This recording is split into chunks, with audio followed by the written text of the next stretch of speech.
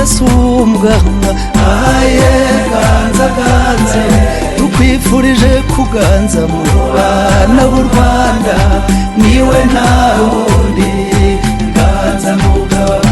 ye n'umugoboka rugamba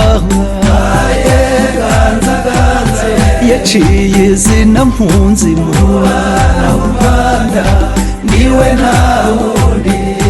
ganza mugabo yaduhesheje agaciro